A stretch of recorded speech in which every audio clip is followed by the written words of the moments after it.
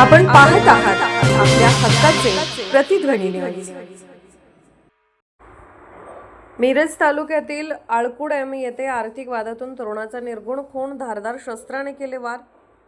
आर्थिक व्यवहाराच्या वादातून एका 25 वर्षीय तरुणाचा धारदार शस्त्राने वार करून निर्गुण खून केल्याची थरारक घटना मिरज तालुक्यातील आळकुड एम गावाच्या हद्दीत उघडकीस आली आहे। या घटनेमुळे परिसरात मोठी खळबळ उडाली असून नागरिकांमध्ये भीतीचे वातावरण पसरले आहे।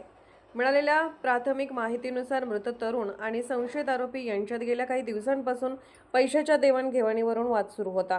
या आर्थिक व्यवहारातील थकीत रकमेवरून दोघांमध्ये गुरुवारी रात्री उशिरा पुन्हा एकदा तीव्र बाचाबाची झाली। या वादाचे रूपांतर पुढे हिंसक संघर्षात झाले। संशयिताने रागाच्या भरात आपल्या जवळील धारदार शस्त्राने तरुणाच्या मान, छाती आणि पोटावर सपासप वार केले।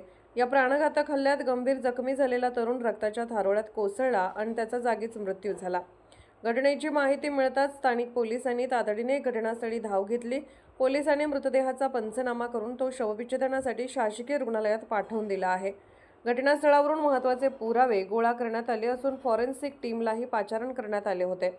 या प्रकरणी पोलिसांनी अज्ञात संशयित आरोपी विरुद्ध खुनाचा गुन्हा दाखल केला असून पुढील तपास वेगाने सुरू आहे।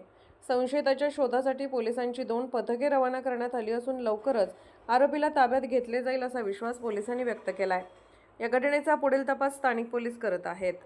आपण पाहत आहात प्रतिध्वनी चॅनल। अशाच बातम्या पाहण्यासाठी आमच्या चॅनलला सबस्क्राइब करा आणि बेल आयकॉनवर क्लिक करा।